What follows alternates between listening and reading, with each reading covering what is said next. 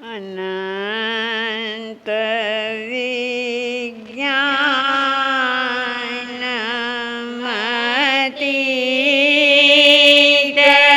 દોષમ અબાધ્ય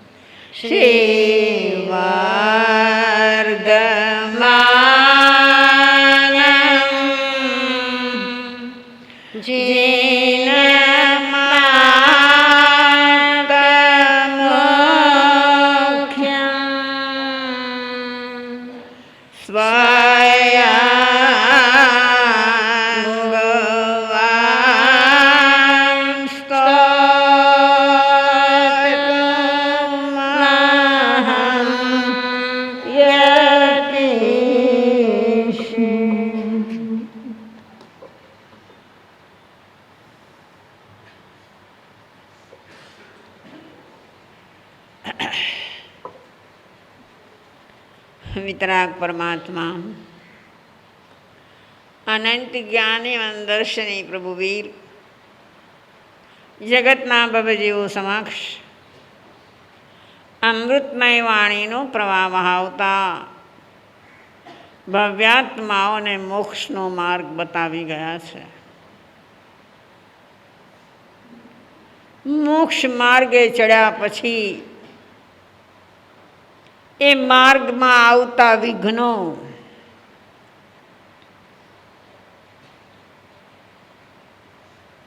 માર્ગમાં પડતા જુદા જુદા ફાટાઓ એ બધાને પાર કરીને છેલ્લો પડાવ પાસ કરવાનો છે. મહાવીર માર્ગે તો ચડ્યા,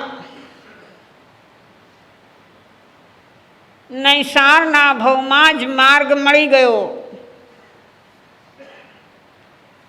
માર્ગે ચડી ગયા.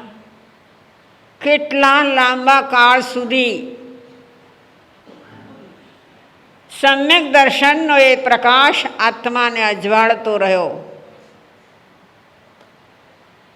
શાસ્ત્રોમાં એક માપ આપ્યું છે કે ક્ષયોપશમ સંકેતી જીવને 66,000 સાગરોપમ સુધી. આપણી બુદ્ધિ બહારની વાત છે, આપણી કલ્પનામાં ન બેસી શકે એવી વાત છે, છતાં જ્ઞાનીઓએ એ ગણ્યું છે. એટલો લાંબો કાળ સુધી સમ્યક દર્શનની જ્યોત જલતી રહી છે. નૈસારના ભવમાં એ જલતી રહી. દેવલોકમાં ગયા ત્યાં પણ પ્રકાશી. ત્રીજો ભવ મરીચીનો થયો ત્યાં પણ એ જ્યોત જાજ્વલ્યમાન બની. સમ્યક સિવાયના આરાધનાના બીજા પાસાઓ પણ એમાં જોડાયા. ચારિત્રની પણ મહાઆરાધના કરી. પણ કર્મોના જે ઉદયો હોય છે એ શાંતર હોય છે, મોટી શાંતર, નિરંતર નહીં. એવું કટકે કટકે કટકે કટકે જે આવે, અંતરે અંતરે આવે, અંતર સહિત. મરીચી સુધી જ્યાં સુધી સમ્યક દર્શન નથી ગુમાવ્યું ત્યાં સુધી તો એની આરાધનાની શ્રેણી ઉપર ચડતી ગઈ. ત્યાં સુધી આરાધક ભાવ અને પુણ્યો બે પેરેલલ ચાલતા રહ્યા. આ જોજો, આ સાંભળજો, સમજજો કે આપણું પુણ્ય ચાલતું હોય છે, એની સાથે સાથે આરાધક ભાવ પણ ચાલતા હોય છે.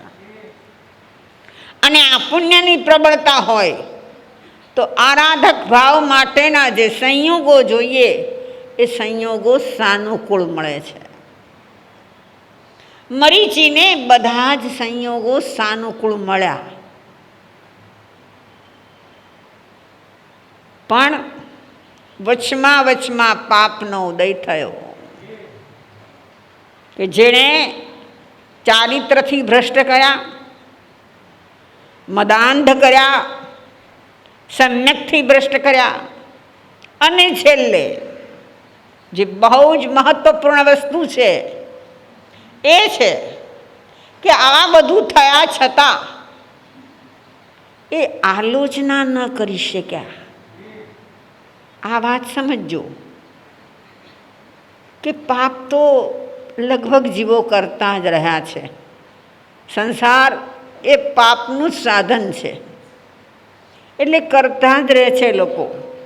પણ જો થોડીક એની દ્રષ્ટિ ખુલ્લી હોય, એ થોડોક જાગૃત હોય, તો એ પોતાના પાપ વિશે પણ સજાગ હોય, અંધાધૂંધ પાપ ન કરે, અને કર્યા પછી પણ ઢાંક પીછેડો ન કરે. એને અંદરથી ખટક્યા કરે કે મેં આ ખોટું કર્યું, મેં આ ખોટું કર્યું. થાય છે ને બહેનો એવું? થોડું સમજ્યા પછી, સંતોની વાણી સાંભળ્યા પછી, સાચું સમજ્યા પછી એમ થાય ને, જ્યારે કોઈક હિંસાની, જૂઠની, ચોરીની પ્રવૃત્તિ થાય તો ખટકે ને અંદર.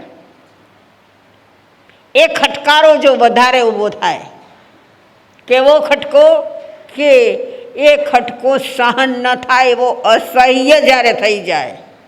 આપણા સૌનો અનુભવ છે, આંખમાં કણું પડે, પડ્યા છે ને ક્યારેક ક્યારેક. કેવડું કણું હોય? જેવડી આંખ હોય એવડું નહીં, તદ્દન બારીક, કેટલીક વખત તો દ્રષ્ટિમાં ન આવે એવડું હોય. એ કણું આંખમાં પડ્યું છે, તમે રસ્તે ચાલ્યા જાઓ છો અને કણું પડ્યું, 1 મિનિટ ઊભા રહી જાઓ રસ્તામાં, આંખ પટપટાવીને કાઢવાનો પ્રયત્ન કરો, પણ ન નીકળ્યું તોય તમે ચાલતા રહ્યો, કારણ કે ગંતવ્ય પહોંચવું છે તમારે. તમે ચાલતા રહ્યો છો, પણ પછી એનો ખટકારો ઓર વધી જાય છે. પછી ચલાતું પણ નથી. આંખમાં કણું પડ્યું છે, પગમાં નહીં, પણ ચલાતું નથી, ચાલી શકતા નથી. ક્યાંય પણ તમારે બેસી જવું પડે છે. અને આમ જુઓ છો કે આજુબાજુમાં જો ડૉક્ટર હોય તો ત્યાં જઈને કંઈ કરાય આવું. એ અસહ્ય થાય છે. સમજો આ વાત. એ ખટકારો જ્યારે અસહ્ય થાય છે ત્યારે અટકી જવાય છે. નાની જ વાત છે ને સાવ. આવડું કે એવું કણું રજકણ આંખમાં પડે છે અને ખટકારો વધી જાય છે, ત્યારે અટકી જવાય છે. બંધુઓ, જેની જાગૃતિ છે એને સંસારરૂપ કણા આત્મામાં પડ્યા છે, અને એ જ્યારે અસહ્ય થઈ જાય છે ત્યારે જીવ થંભી જાય છે. નૈસાર થંભી ગયો. એટલે જાતને પૂછો, પોતાના અંતઃકરણને તપાસો કે આપણને આ સંસાર આવો ખટક્યો છે ખરો? કે રૂડો લાગે છે, મીઠો લાગે છે, ભોગવવા જેવો લાગે છે, બધા સાથે મોહ મમત્વ વધારવા જેવો લાગે છે? જ્યાં સુધી સાચી સમજ નહીં પ્રગટે ત્યાં સુધી એવું જ બધું લાગશે. અહીં મરીચીને ખટકતો હતો એટલે તો પ્રભુના ચરણમાં દીક્ષિત થઈ ગયો, અને આપણે આખું જીવન એનું જોઈ લીધું. છેલ્લે જે કરવાનું હતું એ ચૂકી ગયો. વિચાર કરો, એ આત્માને એ ખ્યાલ નહીં આવ્યો હોય કે આ જેટલું થયું એ મારી ભૂલ છે.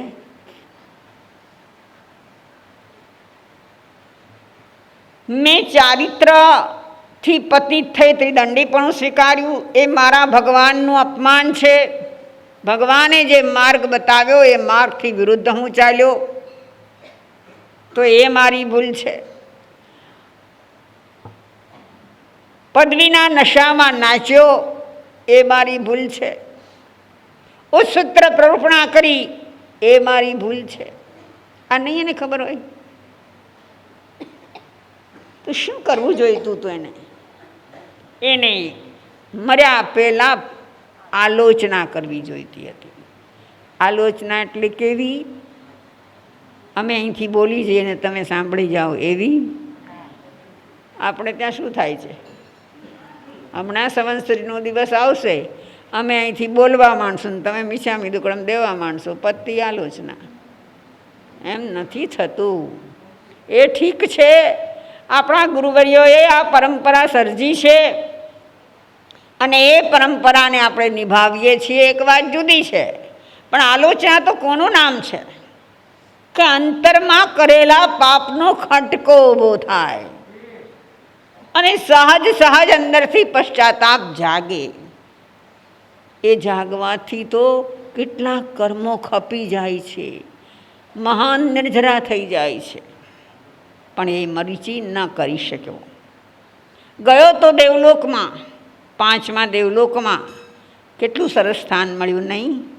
શું કહો છો? ગતિ સારી થઈ કે નહીં?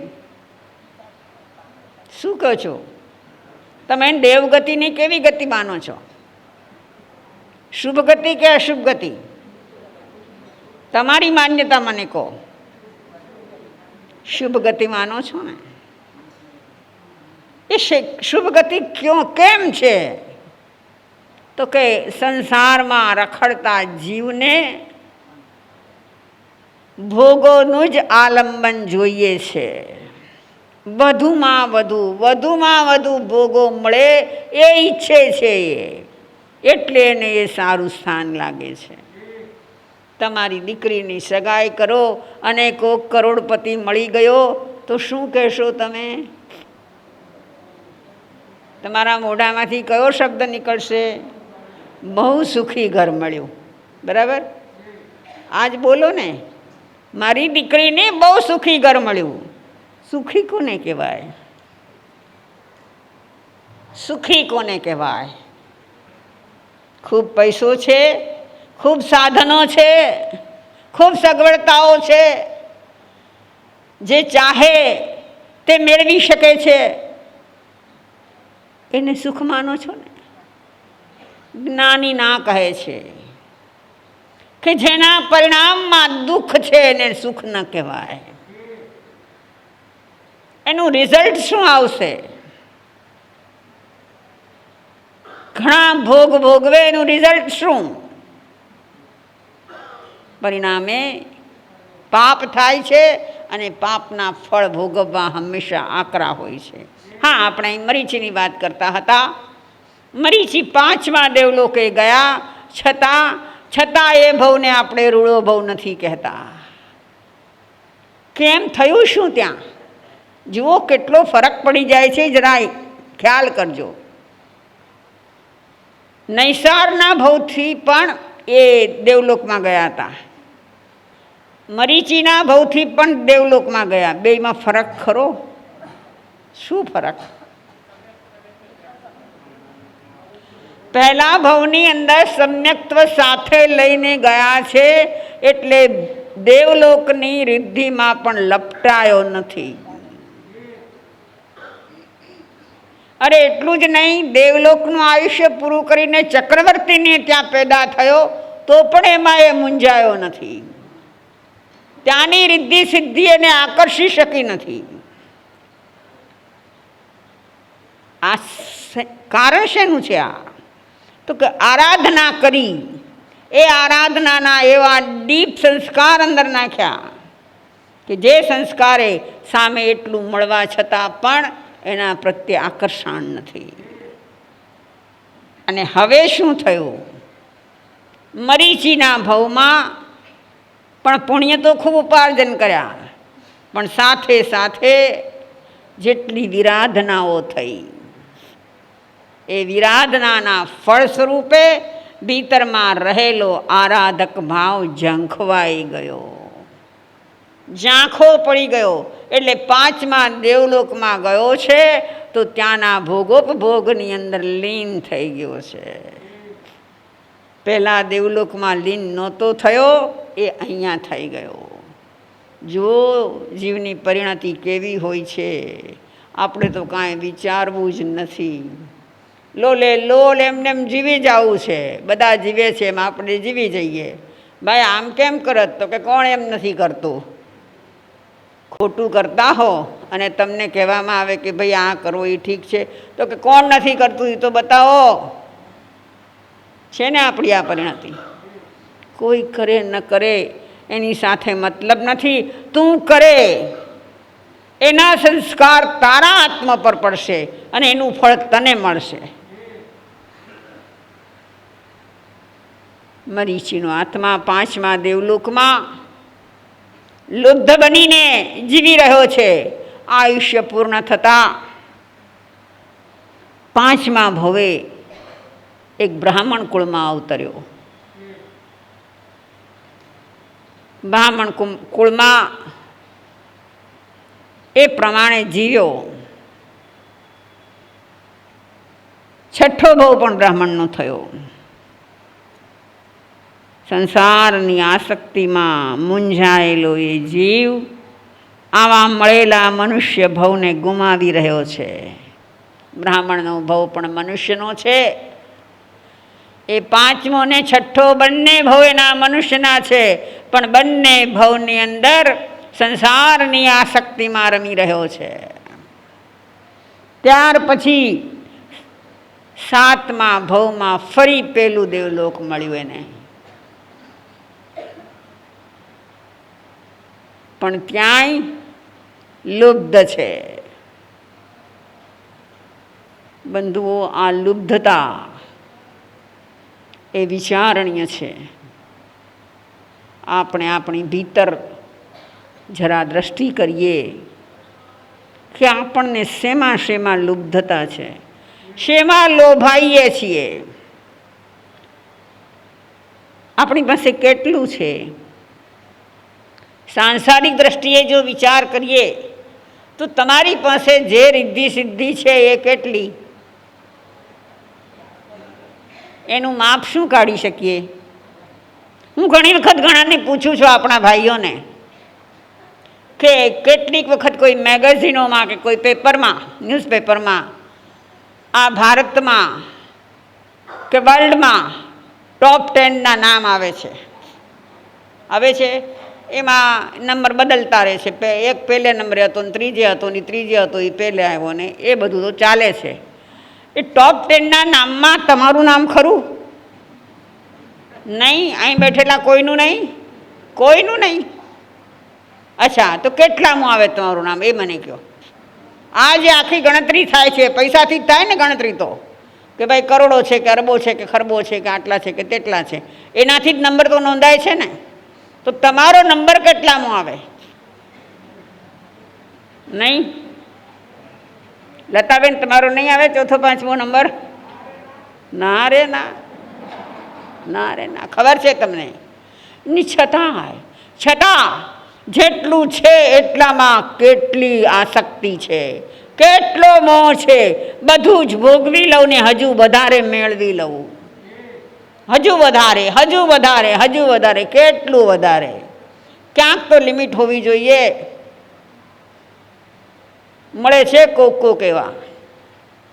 એક ભાઈ મળ્યા હતા ઘણા વખત પહેલાં. એ ભાઈ કે ઠીક સ્થિતિ હતી, સાવ સાધારણ પણ નહોતા અને એકદમ ટોપમાં પણ નહોતા, ઠીક હતા. એ કે મેં લિમિટ કરી છે કે 50 વર્ષનો થાઉં એટલે બધું છોડી દેવું, કમાવાનું પહેલાં છોડી દેવું. ગમે તેવો ધંધો ચાલતો હોય, ગમે તેટલું મળતું હોય, 50 વર્ષની ઉંમરે મને કાંઈ નહીં જોઈએ. અને પછી ભાઈ મળ્યો, મેં એને પૂછ્યું, ભાઈ કેમ થયું? તો કે 50 થઈ ગયા ને છૂટી ગયો. કરવો છે આવો નિયમ કોઈએ? તો આ વ્યાખ્યાને એક બાજુ રાખીને નિયમ કરાવી દઉં. કરવો છે કોઈને નિયમ? 50 વર્ષે નહીં તો 60 વર્ષે. 60 તો એમ પણ નિવૃત્તિની ઉંમર આવી જાય છે. તમારી ગવર્મેન્ટ પણ તમને નિવૃત્ત કરી દે છે. તો ભોગોથી નિવૃત્ત થવાની ઉંમર કઈ? સંસારથી ભલે દીક્ષા બધા નથી લઈ શકતા, પણ અંદરની મોહાશક્તિઓ, ઇન્દ્રિયોના વિષયો એ છોડવાની ઉંમર કઈ? કેવું છે તમારે મને? એની ઉંમર કોઈ કરી દેવી છે નક્કી? નહીં ને, કઈ ઉંમર નથી. જુઓ આપણી દશા જુઓ. હું અત્યારે ભગવાન મહાવીરની આ વાતો એટલા માટે કરું છું, મારે તમને કથાઓ સંભળાવવી નથી, પણ એણે જ્યાં જ્યાં આસક્તિ સેવી ત્યાં શું પરિણામ આવ્યું, અને જ્યાં આસક્તિ છોડી એનું પરિણામ શું આવ્યું. તો એમ નથી લાગતું કે આપણે પણ ત્યાં જવાની જરૂર છે, કે આમને આમ જ કર્યા કરીશું? જીવીએ છીએ એમ જ જીવી જશું ને પછી એક દી આવશે એટલે ચાલ્યા જશું. એમ કરવું છે કે અહીંયા છીએ ત્યાં સુધીમાં એક 5, 10, 15 વર્ષની જે જિંદગી બચી છે એ જિંદગીમાં કાંઈક કરી જઈએ, અંતરને વિશુદ્ધ કરી જઈએ, આસક્તિને મોહને ત્યજી દઈએ. બહુ મોહ કર્યો, બહુ મોહ કર્યો, એનાથી મળ્યું શું એ તો મને કહો. દીકરો કેટલો વાલો, હે મોટી ઉંમર ના થાવ ત્યારે કાઢી મૂકે એટલો વાલો નહીં? કેટલો વાલો. અરે મોટી ઉંમરનાની વાત જવા દો, એ પરણે પછી એ શિખામણ માને આપે કે બૈરીને આપે? બોલો, અહીંયા માઓ બેઠી છે, પરણેલા દીકરાની માઓ બેઠી છે, બોલો કોને શિખામણ આપે? બા તમે કાંઈ ન બોલતા હો તો, બા તમે ચૂપ રહેતા હો તો બરાબર છે. એને તો નથી ખબર પડતી, એ બોલે છે, એ કાંઈક કરે છે, ભલે કરતી. એ ભલે કરતી શું કામ? એને કે કાંઈક, તારી માને કેવા ઊભો થયો છે તું, તો એને પણ કાંઈક કે. નહીં, આ તમારો મોહ, આ તમારી આસક્તિ, આ તમને ક્યાં લઈ જશે? યાદ રાખો કે આ મોહ અને આસક્તિ આર્ત ધ્યાનનું કારણ બનશે. છેલ્લે રોવાનો વારો આવશે. શા માટે રાખવાનું આ બધું? કેટલું ભોગવવું છે, કેટલું ભોગવવું છે, બહુ ભોગવી લીધું. હા, તું મરીચી આ બ્રાહ્મણના ભવમાં હવે એની સફર શરૂ થઈ છે. એક ભવ દેવલોકનો ને એક ભવ બ્રાહ્મણનો. આમાં પણ આપણે વિચાર કરીએ કે દેવલોકના ભવ કેમ વારંવાર થયા? 7 થી 15મા ભવ સુધી એક ભવ દેવનો ને એક મનુષ્યનો. એમાં પણ કંઈક રહસ્ય તો હશે જ ને, કે એને શુભ યોગ વડે પુણ્યનો એટલો બધો બંધ કર્યો, દરેક ભવમાં એ કરતો રહ્યો કે એને દેવલોકના ભવ મળ્યા. દેવલોકના ભવ જ્યાં મળ્યા ત્યાં પણ એ આત્મામાં સરળતા ટકી રહી. સરળતા ટકી રહી. જે પ્રકૃતિનો ભદ્રીક, પ્રકૃતિનો સરળ છે એ માનવ બને છે. તો દરેક દેવના ભવ પછી એને માનવનો ભવ મળ્યો છે. એ સરળતા ટકાવી રાખી છે, ખટપટ પ્રપંચમાં પડ્યો નહીં. અને પછી 16મા ભવે, 15 ભવ તો આવા ગયા જેની બહુ ગણતરી નથી, પણ 16મા ભવે રાજગ્રહીમાં ત્યાંના જે રાજા છે વિશ્વનંદી, એના ભાઈ વિશાખાનંદી, એને ત્યાં વિશ્વભૂતિ નામે પુત્ર થયો. રાજ મળ્યું છે, રાજ સુખ મળ્યા છે, રાજના ભોગ મળ્યા છે. પછી પૂછવું શું? તમે કાંઈક ઇંગ્લિશમાં બોલો છો ને, મને નથી આવડતું. ચાંદીની ચમચી લઈને જન્મ્યો છે એવું કાંઈક બોલો છો ને? હા, એ મને આવડતું નથી. હા, તો એવું છે એના માટે એમાં ને એમાં રહ્યો.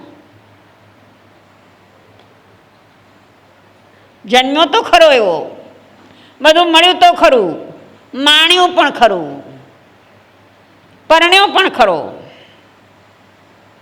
બધું જ થયું, પણ એના જીવનમાં એક ઘટના એવી ઘટી કે ફરી એને આત્મસાધનાનો યોગ મળી ગયો. યુવાન થયો છે, અનેક સ્ત્રીઓને પરણ્યો છે,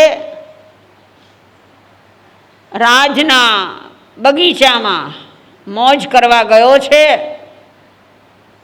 આ પોતે રાજાનો પુત્ર નથી, રાજાના ભાઈનો પુત્ર છે, એટલે એમાં ફરક પડે ને.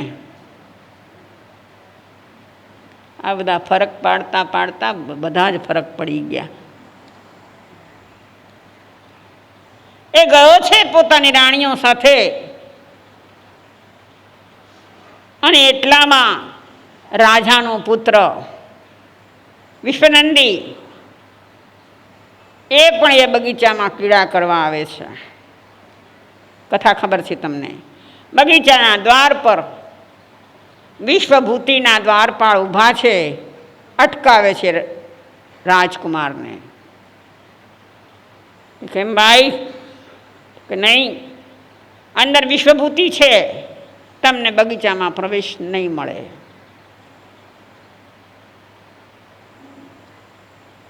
એ દ્વારપાળે તો બહુ જોરથી નહીં કીધું હોય ને, સામાન્ય રીતે નમ્રતાથી હાથ જોડીને કીધું હશે. આપણે એવી રીતે કહી શકીએ કે નહીં, આપણને ખબર નથી. એવી રીતે એણે કીધું હશે. અને છતાં વિશ્વભૂતિને વિશ્વનંદી રાજ પાટવી કુંવર છે, એને માઠું લાગી ગયું. બંધુઓ બહેનો, આપણને માઠું લાગતા વાર ખરી? જરાકમાં માઠું લાગી જાય. એક જરાક, કોઈક બે શબ્દ બોલ્યું નથી, અરે કોઈની જરાક આંખ ફરી નથી, અને આપણને માઠું લાગી જાય. કારણ શું? એનું કારણ શું? અહંકાર, ઈગો. આપણો ઈગો એટલો મોટો છે કે એને ક્યાંય પણ જરા પણ ઠેસ ન લાગવી જોઈએ. ખાલી દ્વારપાળે કીધું કે અંદરમાં વિશ્વભૂતિ છે, આપ નહીં જઈ શકો, એટલામાં તો હાડો હાડ લાગી ગયું. એ ધુઆ ફુઆ થતો રાજ મહેલમાં ગયો, રાજસભામાં ગયો જ્યાં રાજા બિરાજતા હતા, અને કહે છે, મહારાજા કેવું છે તમારું શાસન? આ તમારું રાજ્ય છે, આ તમારી સત્તા છે. તમારા રાજકુમારની ભવિષ્યનો જે રાજા છે એનું અપમાન થાય એ ચાલે? આના માટે આપણી પાસે શબ્દો બહુ હોય. ઘણું બધું બોલતા આવડે. આવું ચાલે? રાજા હજી કંઈક જવાબ આપે ન આપે ત્યાં તો રાણીની દાસી પણ આવી ગઈ. રાણી આવી ગયા. કેમ? તો કે બરાબર એ સમયે રાણીની દાસી એ બગીચામાં ફૂલ ચૂંટવા ગઈ હતી, તો એને પણ પ્રવેશ ન મળ્યો. તો રાણી પણ ધમધમ કરતી આવી, મહારાજા આ મારી દાસીનું અપમાન નથી, આ મારું અપમાન છે, અને મારા કરતાંય તમારું અપમાન છે. બસ થઈ રહ્યું? આટલા શબ્દો બસ થઈ જાય ને? આગ ભડકવા માટે કેટલું જોઈએ? આટલું બસ થઈ જાય ને? આપણી પાસે આવા શબ્દો આવે તો આપણા માટે પણ એમ જ થાય, એમ જ થાય. રાજા ભડકી ઉઠ્યા. આ વિશ્વભૂતિનું આટલું જોર, રાજકુમારનું અને રાણીનું અપમાન કરે? ના જોઈએ મારે. આ મોહ મમત્વ, આ આસક્તિ, આ મારી રાણી, આ મારો કુમાર, એનું અપમાન. ત્યાંથી એવું લગાવે કે એ પાછું મારું અપમાન.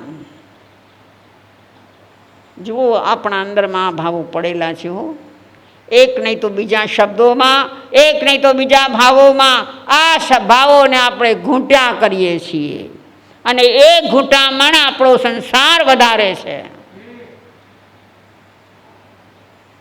અને રાજાએ ખોટું યુદ્ધ ઊભું કર્યું, આખા રાજ્યમાં પડો વગડાવ્યો કે પુરુષશ્રી નામનો સામંત આપણો વિરોધી છે અને એ ચડાઈ લઈને આવવાનો છે, એના પહેલાં આપણે જઈને એને જીતી લેવો જોઈએ, માટે હું યુદ્ધ કરવા જાઉં છું. આવો પડા વગડાવ્યો. આખા ગામમાં વાગતા વાગતા એ બગીચા પાસે પહોંચ્યો અને વિશ્વભૂતિએ સાંભળ્યું, ઓહ, રાજ્ય પર ભય છે, રાજ્ય પર ચડાઈ આવી રહી છે, હું રાજબીજ, મારે આમાં ન પડ્યું રે ભાઈ, મારું કર્તવ્ય શું છે, મારે જવું જોઈએ રાજ્યની રક્ષા કરવા માટે. બધા રાણીઓને ત્યાં છોડી એ નીકળ્યો અને રાજા પાસે જઈને કે મહારાજા, અમે યુવાન દીકરાઓ આપના બેઠા છીએ અને આપને શું કામ જવું? વિવેક હતો ત્યાં. હું જઈશ.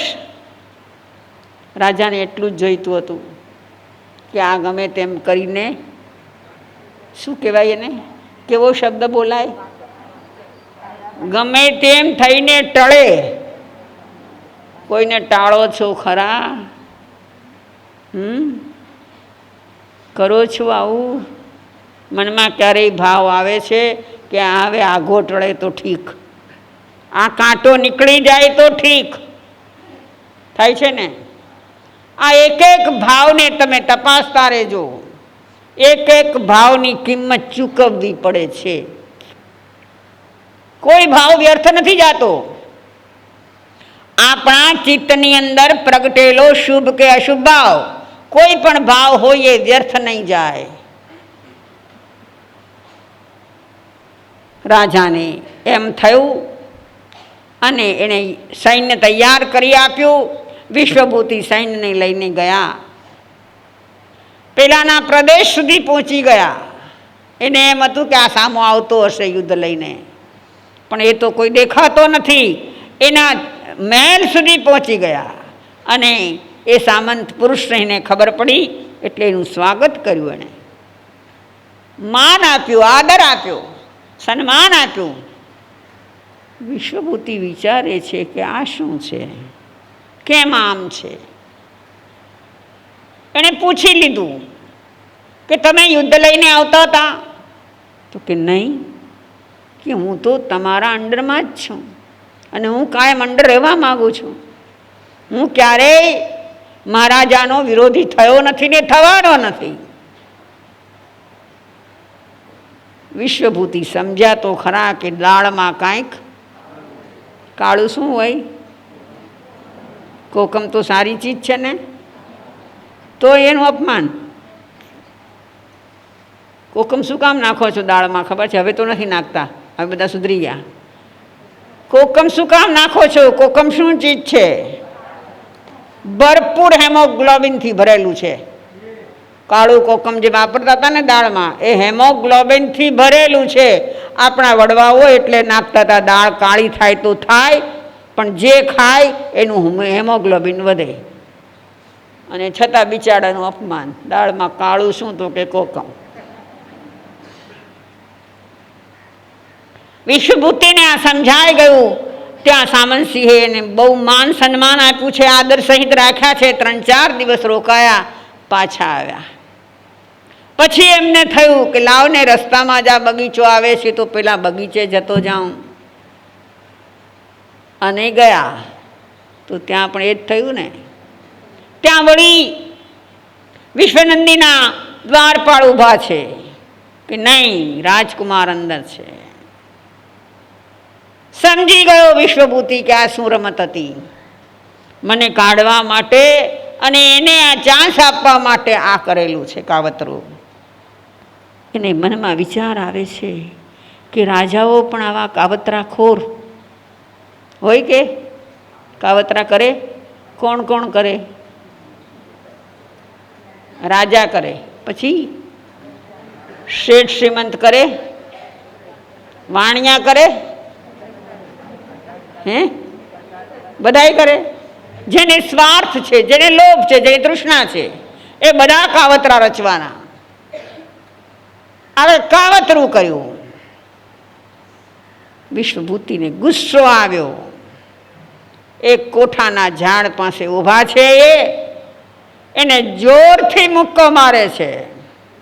ક્ષત્રિય તેજ છે, શરીરમાં યુવાની આંટો દઈ ગઈ છે, જોરનો પાર નથી, અને એક મુઠ્ઠી જ્યાં મારે છે ત્યાં બધા કોઠા ખરી પડે છે. કોઠાનું ફળ ખબર છે ને? એ કોઠા ખરી પડે છે.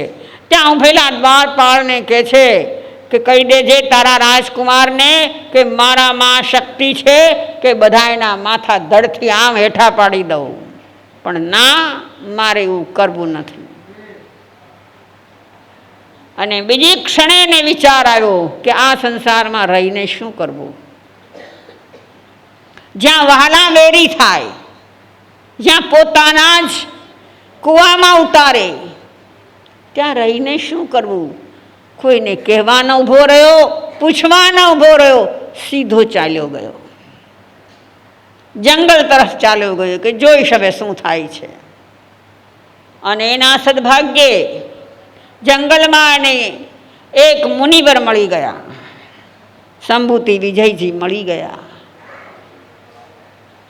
જઈને એના ચરણોમાં પડ્યો, પ્રભુ આપના ચરણમાં દીક્ષિત થવા આવ્યો છું, મને આશરો મળશે? સંભૂતિ વિશે આચાર્યે જોયું કે કોક યોગ્ય જીવ છે.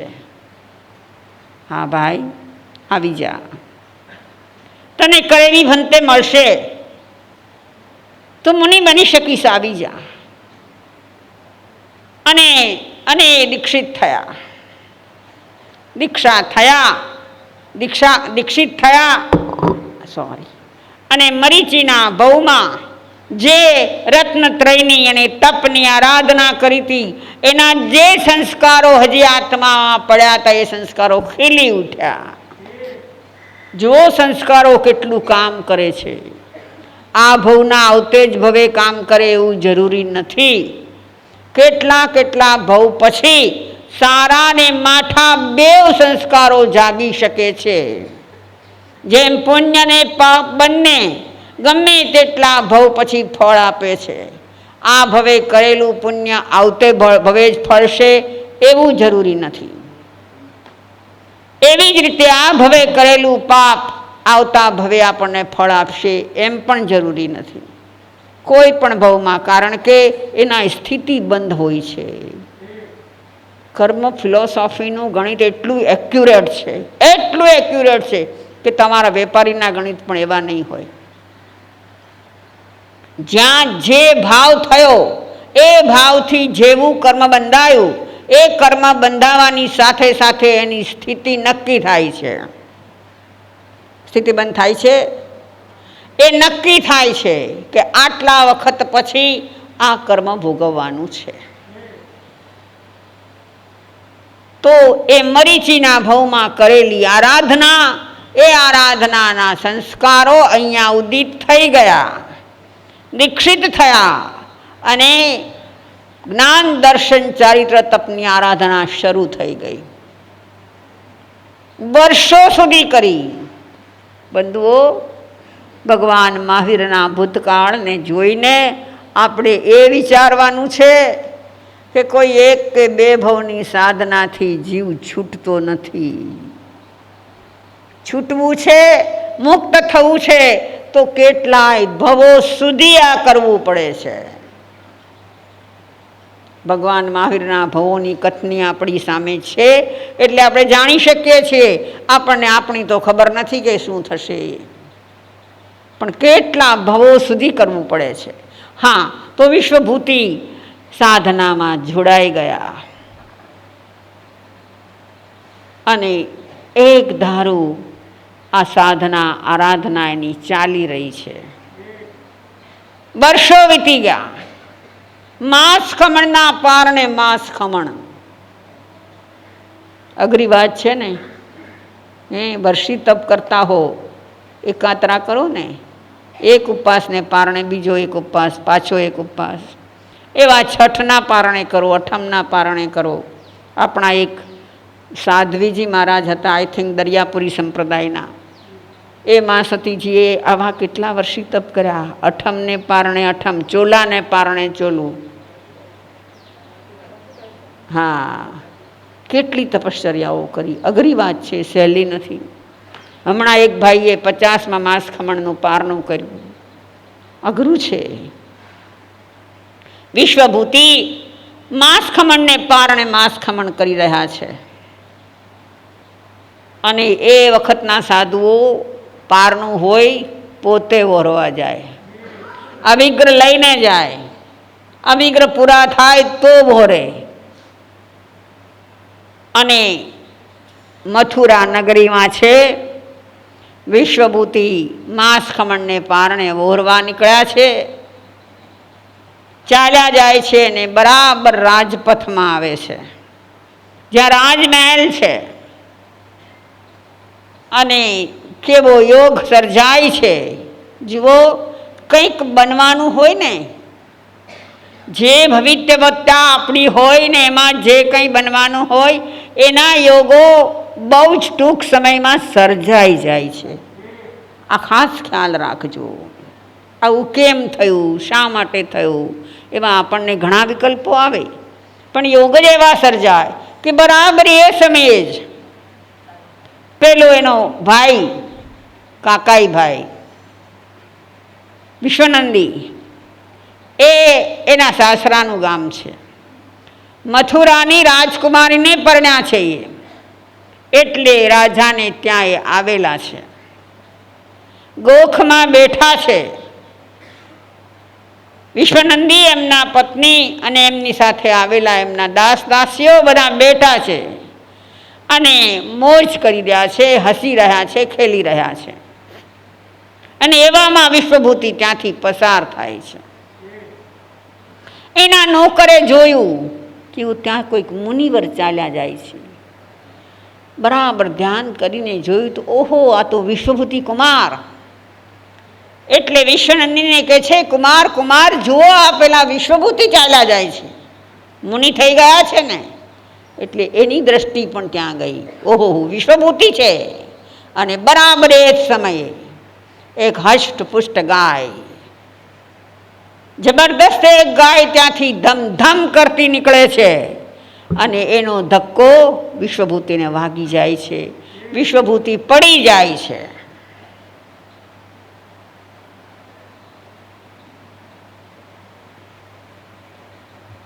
પદા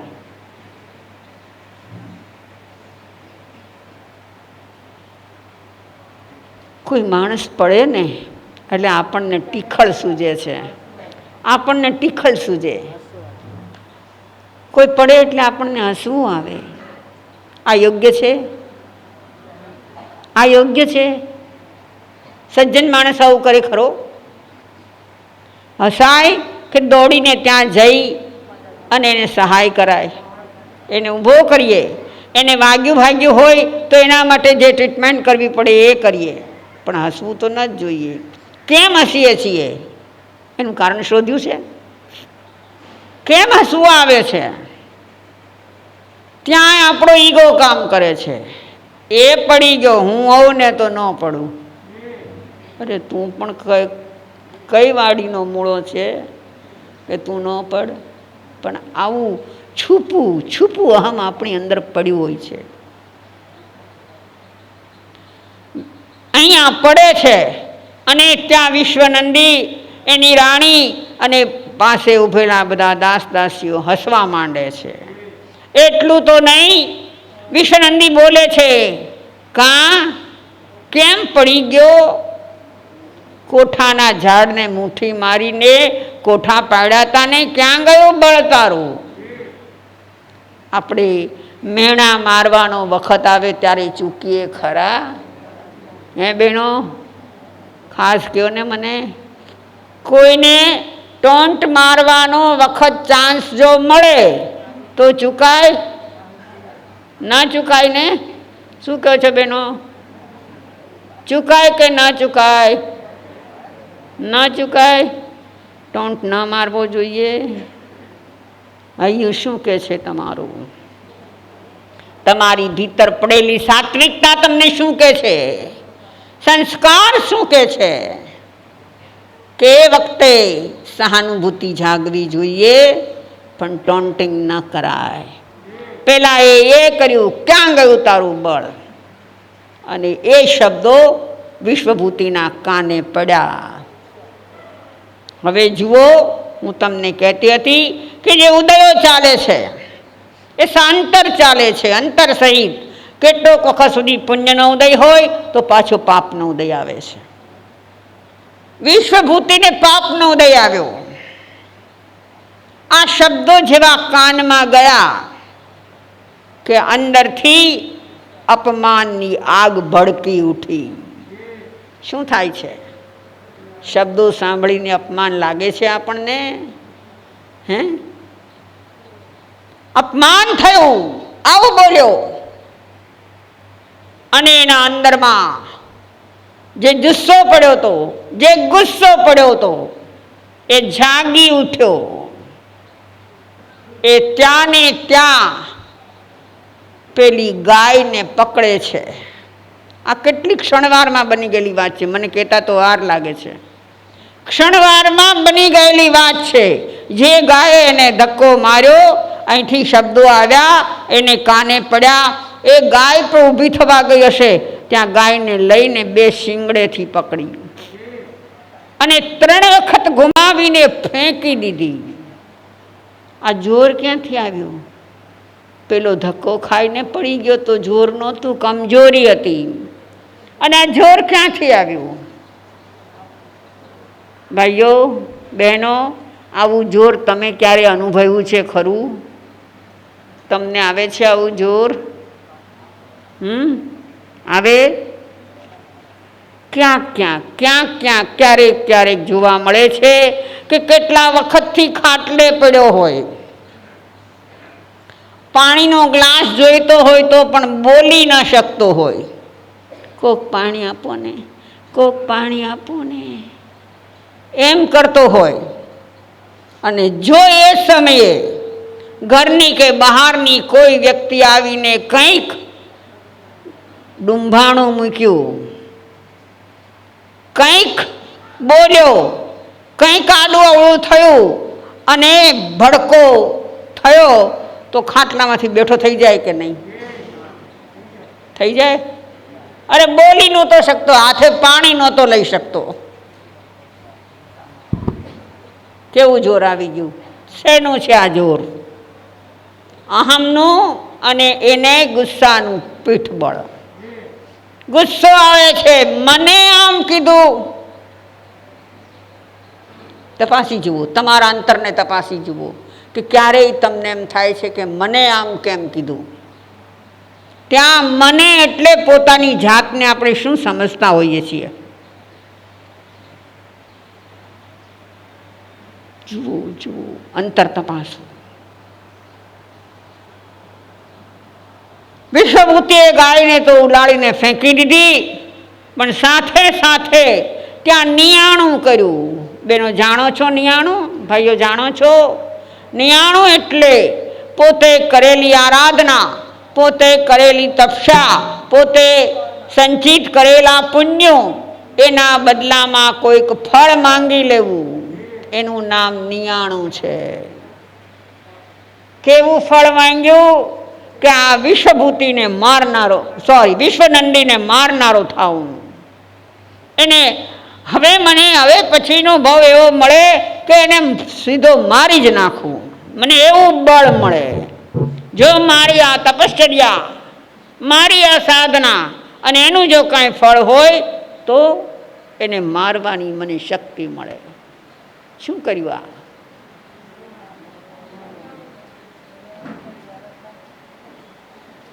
સારું કર્યું કે ખોટું કર્યું? જે આરાધના એના કર્મો કાપીને એને મુક્તિની નજીક લઈ જાય, એ આરાધનાથી મહાભયંકર પાપ થાય અને એ પાપથી દુર્ગતિ થાય, એવું નિયાણું કરી લીધું. જીવ ભાન ભૂલે છે ને ત્યારે એને ખબર નથી રહેતી. આપણે ક્યારે ભાન ભૂલીએ છીએ ખરા? ક્યારેક આવેશમાં આવી જઈએ, ક્યારેક આવેગમાં આવી જઈએ ને ના બોલવાનું બોલીએ છીએ, કોઈના દિલના ટુકડા થઈ જાય એવું કરી નાખીએ છીએ. ત્યારે વિચાર નથી કરતા કે શું થશે સામી વ્યક્તિને. બરાબર છે? આવું કરીએ છીએ તો આવું કરાય ખરું?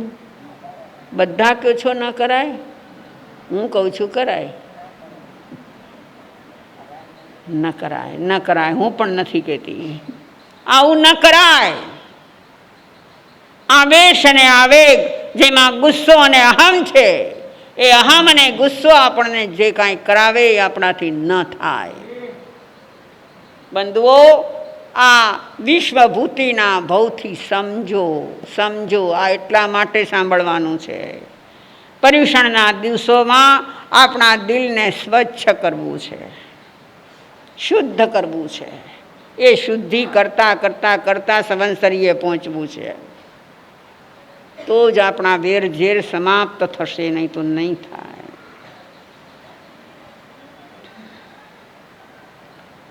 શું થયું પછી? વિશ્વભૂતિ મરીને ક્યાં ગયા હશે? ક્યાં ગયા હશે? આ મને એમ લાગે છે કે કાંઈક અન્યાય થયો છે. કાંઈક અન્યાય થયો છે. આટલા આટલા પાપ કરે, આટલી ભૂલો કરે, છતાં એને બધી માફ. કાંઈક પક્ષપાત છે? કોનો પક્ષપાત છે? કોણ કરે છે પક્ષપાત? કોઈ નથી કરતું. યાદ રાખજો કે કોઈ પક્ષપાત કરવાવાળો ઉપરી વ્યક્તિ છે જ નહીં. જે કંઈ થાય છે એ કર્મ ફિલોસોફીને કારણે થાય છે, અને કર્મ ફિલોસોફી પણ તારી ભૂલને કારણે છે. કોઈના આપેલા કર્મો તારી પાસે નથી. કોઈ ડોપલો ભરીને લાવ્યા ને તારી માથે નાખી દીધા એમ નથી. તે જેટલી જેટલી ભૂલો કરી છે, એટલી એટલી ભૂલોનો ભોગવટો તારે કરવાનો જ છે. એટલે જ્યારે જ્યારે આપણી વિષમ પરિસ્થિતિ આવે છે ને સૌના જીવનમાં, કોઈને કઈ રીતે ને કોઈને કઈ રીતે, કંઈક ને કંઈક પીડા, શારીરિક પીડા, માનસિક પીડા, કૌટુંબિક પીડા, રાજકીય પીડા, સામાજિક પીડા, કાંઈ ને કાંઈ ઊભું થતું હોય છે. એ બધું ઊભું થાય છે આપણી પોતાની ભૂલને કારણે. એ સ્વીકારતા શીખો. એ શીખશું તો આ મહાવીર આપણને કામ લાગશે, નહીં તો આપણો મહાવીર આપણને કામ નહીં લાગે. ભલે મળ્યો, મળી તો ગયો છે. ક્યાં છો? મહાવીરના શાસનમાં છો ને કે નથી? બહેનો ભાઈઓ, મહાવીરના શાસનમાં છો ને? અને એનું ગૌરવ લ્યો છો ને કે અમને મહાવીરનું શાસન મળ્યું છે. પણ શાસનને જે અવલંબે છે, શાસનને જે શોભાવે છે, શાસનને જે સ્વીકારી શકે છે, એના માટે શાસન કામનું છે. જે સ્વીકારી શકતો નથી અને ગમે તેમ જીવી જાય છે, મહાવીર કહે કે ભાઈ તું મારા પંથમાં નથી, મારા માર્ગમાં નથી, એટલે તારે જ્યાં જવું હોય ત્યાં જા. તો આપણો વિશ્વભૂતિ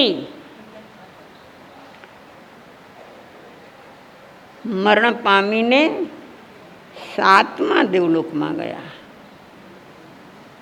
7મું દેવલોક. આ તો ગજબ કહેવાય. પણ હા, એણે કેટલા વર્ષોના વર્ષો સુધી આરાધના કરી છે. મેં તમને ગઈકાલે પણ એ જ વાત કરી હતી કે ખેતરમાં ઘઉં વાવ્યા છે તો એ ઘઉંની સાથે ઘાસ પણ એટલું જ થાય છે. બલકે એથી વધારે થાય છે. તો આરાધના કરવાથી જેટલી કર્મ નિર્જરા થઈ એના કરતાં પુણ્યબંધ વધારે થાય છે. એક પ્રશ્ન યાદ આવ્યો મને.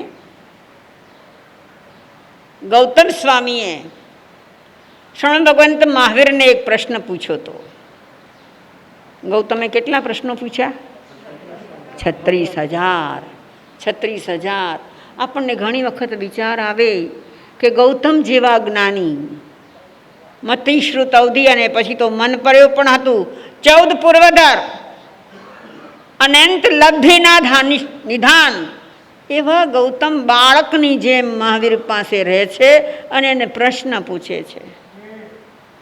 મને વિચાર આવે કે આ જે પ્રશ્નને પૂછો એનો જવાબ એને નહીં ખબર હોય. ખબર તો હતી પણ એ પોતાની બુદ્ધિ વાપરવા માંગતા નહોતા. મારા પ્રભુના મુખેથી આવે તો સકળ શાસન એને સ્વીકારે, મારે મારા પ્રભુના મુખેથી કેવડાવવું છે. તો ગૌતમ સ્વામીએ ભગવાન મહાવીર સ્વામીને પ્રશ્ન પૂછ્યો. શું પૂછ્યો? શું પૂછ્યો? મારા કેટલાક બહેનો તો બહુ અભ્યાસ કરે છે, મને કોને?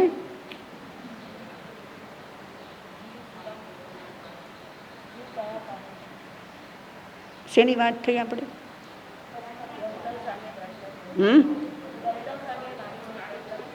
શેના માટે પૂછ્યું? શું કીધું? હું જ ભૂલી ગઈ. શેના માટે? ના ના, પણ શેના માટે આ પૂછ્યું? હા, વિષય કયો હતો? હા, દેવલોકમાં ગયા છે. તો આમ કેમ? તો ગૌતમ સ્વામીએ પ્રભુને પૂછ્યું છે કે પ્રભુ આનું શું કારણ?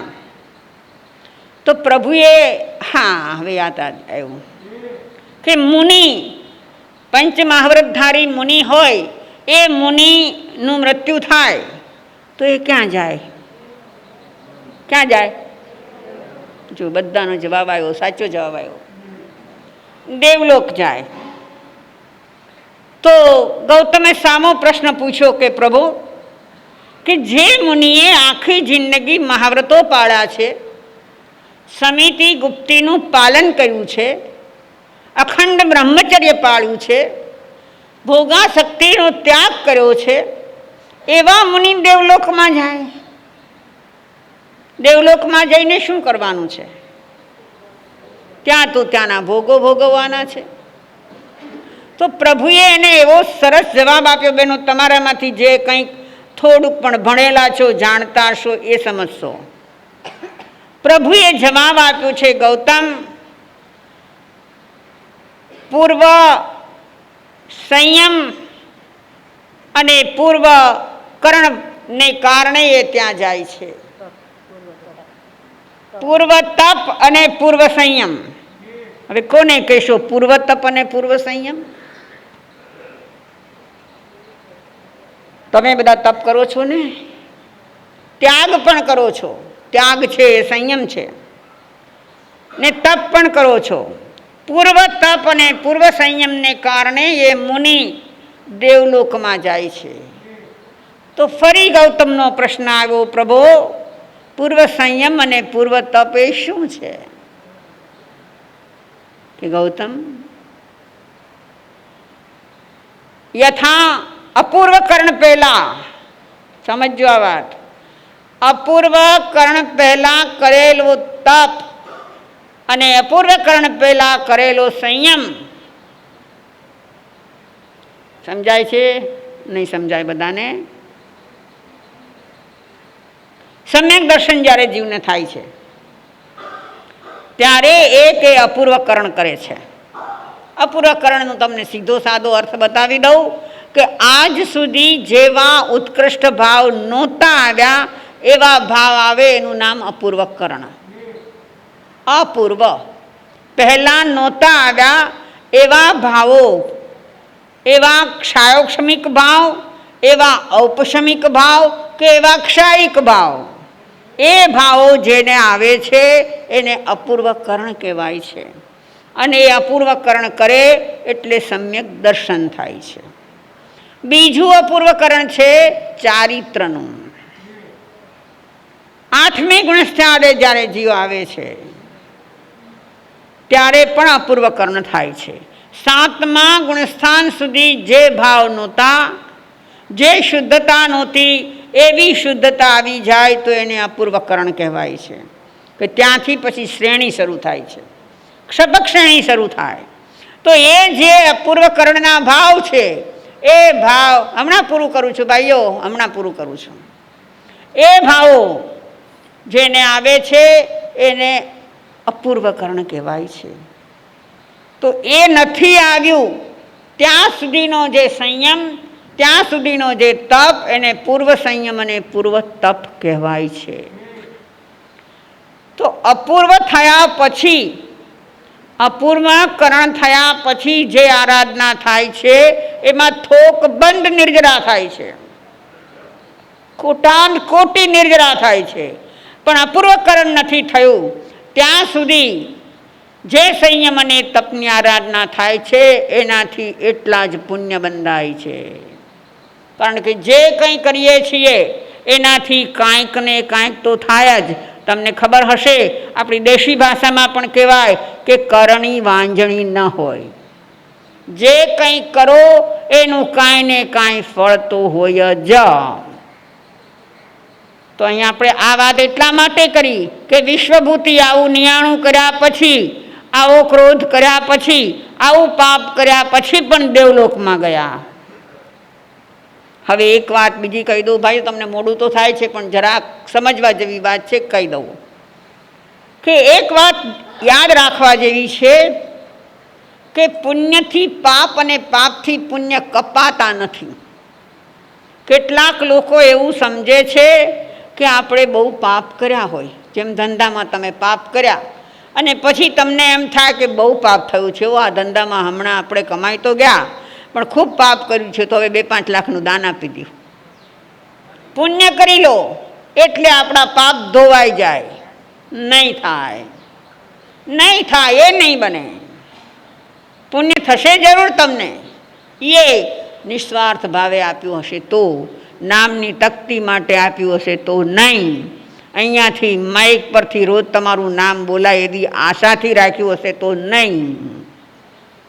પણ બિલકુલ નિસ્વાર્થ ભાવે, નિસ્પૃહ ભાવથી જો આપ્યું હશે તો જરૂર પુણ્ય બંધાશે. પણ એનાથી પૂર્વે કરેલા પાપ કપાઈ નહીં જાય, ધોવાઈ નહીં જાય.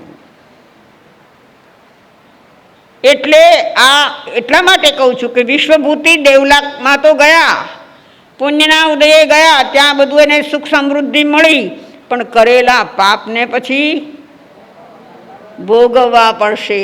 ક્યાંક જવું પડશે એના માટે કે જ્યાં પાપ ભોગવી શકાય.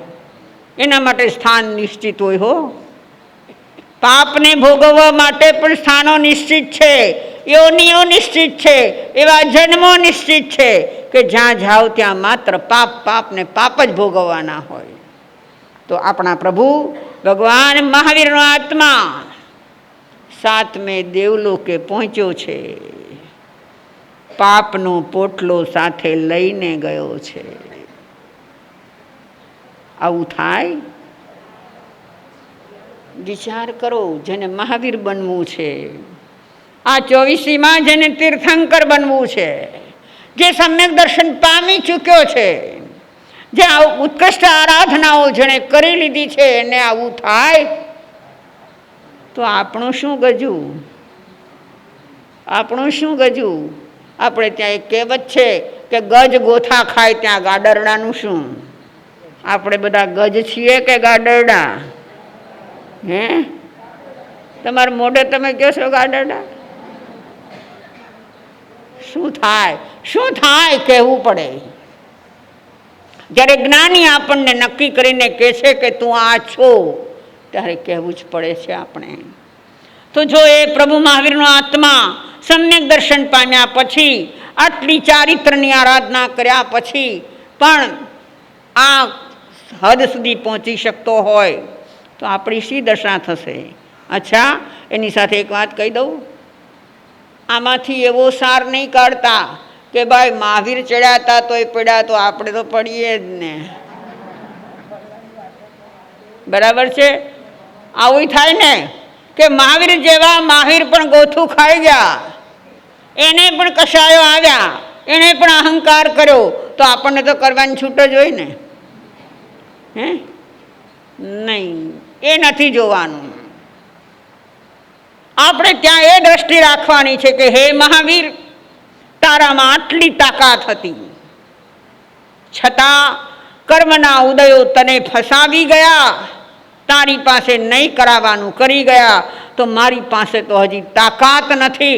એ પ્રભુ, તું મને એવી શક્તિ આપ કે મારી તાકાત ઝળકી ઉઠે, હું તાકાતવાન બની જાઉં.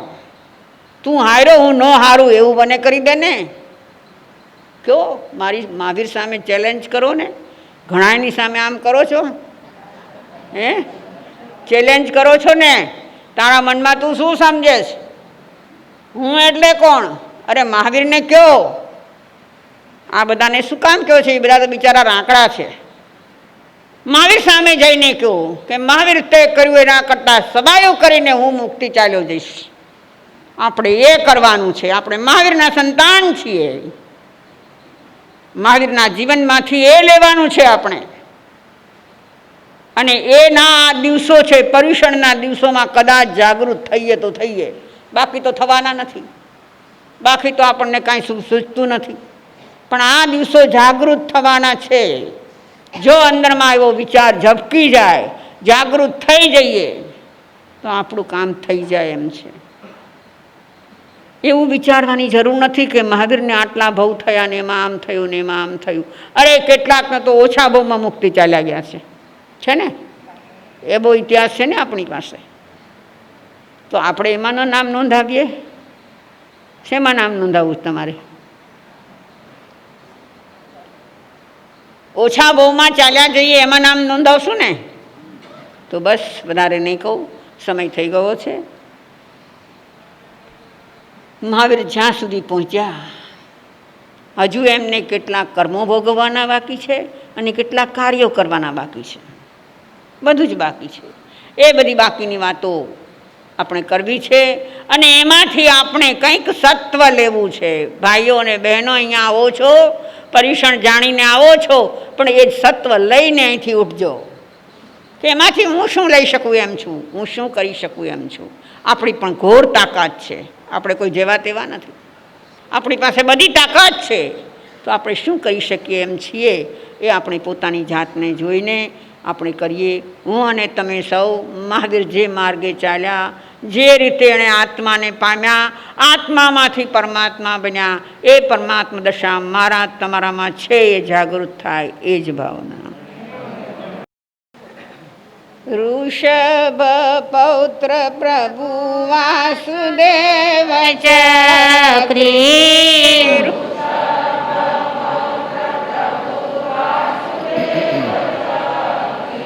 ઋષભ પૌત્ર પ્રભુ વાસુદેવ ચક્રી,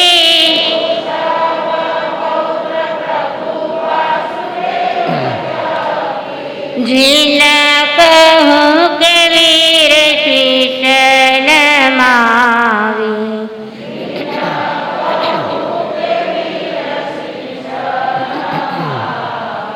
જીના કહું કે વીર શીશ નમાવી,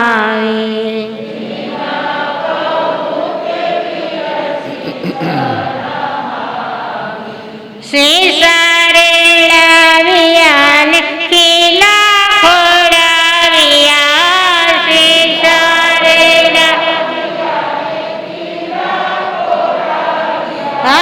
શીશારે લાવ્યા ને ખીલા ખોડાવ્યા,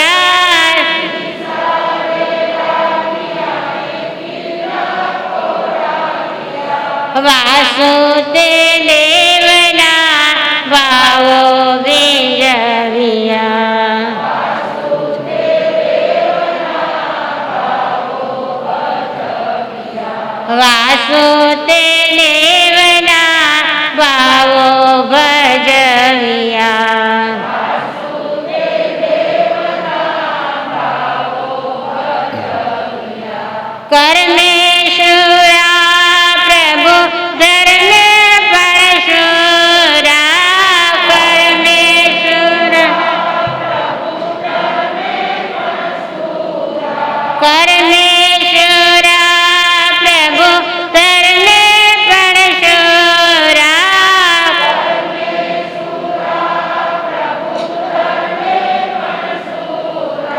કોઈ કાર્યો નથી રાખ્યા અધૂરા.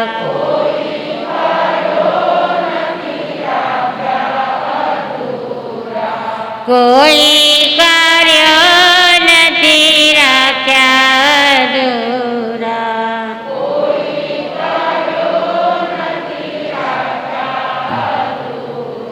ઋષભ પુત્ર પ્રભુ વાસુદેવ ચક્રી જીન કહું કે વીર શીશ નમાવી. શીશા રેડાવ્યા ને કિલ્લા ખોડાવ્યા વાસુદેવ દેવના ભાવો ભજવ્યા. કર્મેશુરા પ્રભુ ધર્મે પરશુરા કોઈ કાર્યો નથી રાખ્યા અધૂરા.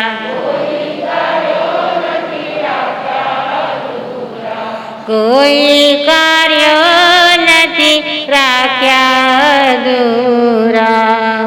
કૌશક ધ્યાન. આંખો બંધ, શરીર સ્થિર, કૌશક મુદ્રા.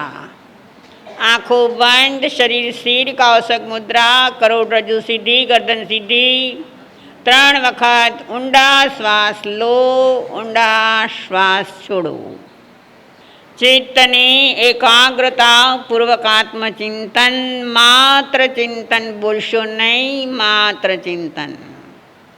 હા, આત્મા છું.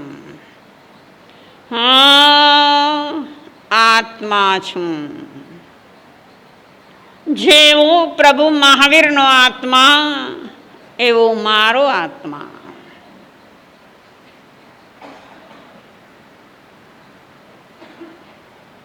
મહાવીરના આત્માએ અનંત ભૂતકાળમાં અવનવા ખેલો ખેલ્યા. હું પણ એ ખેલો ખેલી રહ્યો છું.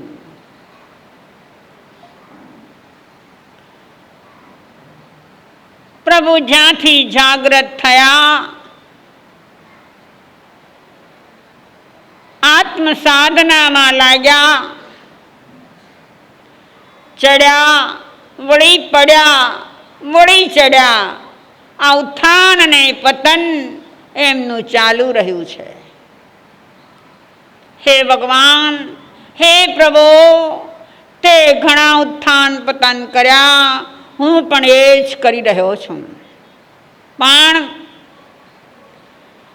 તું જાગી ગયો અને તે એક વખત આત્માનો સ્પર્શ લઈ લીધો, આત્માનુભૂતિ કરી લીધી, સમ્યક દર્શન પામી ગયો. પ્રભુ મને શક્તિ દે, મને બળ દે, મારામાં એવી યોગ્યતા પ્રગટાવ કે હું પણ સમ્યક દર્શનને પામી લઉં. એક વખતે પામી લઉં, પછી કદાચ મારા શુભ કર્મો ઉદયમાં આવે અને હું પડું તો પણ બેઠો થઈ જાઈશ.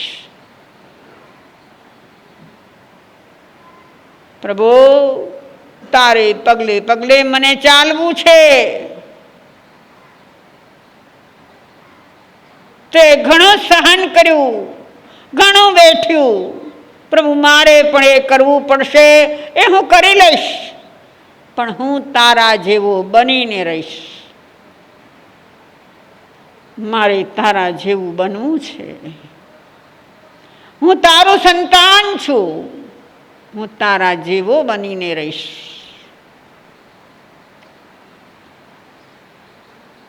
એ માટે હું મારા ચિત્તમાં તારી સ્થાપના કરી, તારું જ સ્મરણ, તારું જ ચિંતન, તારું જ દર્શન, તારું જ સ્પર્શન, તારો જ અનુભવ હું કર્યા કરીશ.